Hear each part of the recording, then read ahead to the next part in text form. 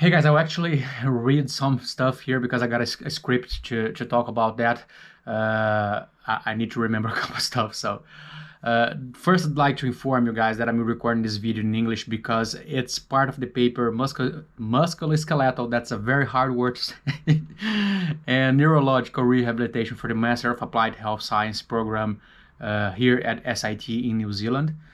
And this video is just a tutorial for some of the exercises used in this training program that I developed for this paper. And I will keep it available for everyone anyway, because I think these exercises could be interesting for martial arts trainers and other professionals working with rehabilitation. So I will make it available on my channel as well. And you can skip the intro if you just want to watch the exercise. It's broken down into sessions, so you just can select your section down there. And this specific client had a knee deficiency, which was caused by an injury he had 4 years ago and the subsequent surgery. Well, it was a matter of confidence generated by a muscle deficit, impaired proprioception, and psychological issues. So it is not an easy thing to work with. So a quick explanation about what you're gonna watch here. There are basically 3 different exercises. The actual program is much bigger, but I'm presenting here just the exercises that I either developed or maybe I just adapt from something that it's pretty common already. And as I said, there are 3 different exercises here. The first is just an adaptation of the classic single leg balance on the disc or the bozu. You can use any device you want. I'm using here in this video the bozu because that was the only thing I had at the moment. But the thing here is it's not that different from what most people do. But I added a change of hands step, which makes this exercise a little bit more complicated. And I actually added that because I was having a problem in terms of progression with my client. So it sounds contradictory, because if you want him to progress, why are you making it harder? Well, he's the kind of person who normally overthinks what he's doing. So he was making progress in basically all other exercises, but this one.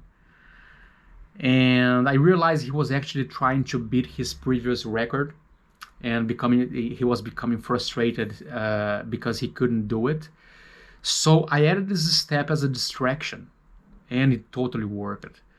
And that's why I'm showing this. Think outside the box. Sometimes the problem is not on the surface. You need to keep digging, and it could be a psychological thing, and that was the case here. So I added this step. I made this exercise even harder, and he was doing something about, I think, 23 seconds stops. I can remember exactly how many seconds. But after adding this step and making the exercise even harder, he managed to reach 30 seconds. So it was clearly an overthinking issue. And the second here is an adaptation of the classic standing calf raise exercise. And I made this adaptation to emulate skipping for people who cannot be exposed to that, which was his case. But he needs to work anyway the muscles responsible for absorbing impact. So I've basically added an intermediate step.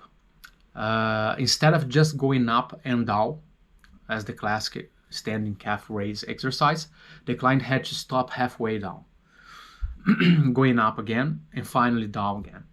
So this added this cushion step in the middle, which was emulating this absorbing impact aspect of the skipping rope. And well, it proved to be very hard for the client, but very effective as well. And finally, I submitted him to some boxing drills. And the reason for that is first because he had a boxing background. It was something like more than 40 years ago. But it doesn't matter. I thought that it would be helpful in terms of self-esteem as well. So he would be helped to doing something. He would be happy to doing something that he used to do 40 years ago. And he was actually happy. It was very good for him. And he also had a minor rotator cuff problem, and the boxing movements with weights would help him to strengthen these muscles. But the most important step here is the footwork. Boxing footwork combined with punching techniques is just amazing for improving proprioception, which was one of his biggest issues here. So this is how you can make the progression. You can start with a simple moving forward and backward element, and then you can add lateral movements, make it a little bit more complicated. And after that, you can make a little bit more complex by requesting the client to make a square. It's still the going forward, backward, and the lateral movements, but there is this different element of drawing something on the ground, you know. So it can just go forward, right, backward, and left, or anything similar to that.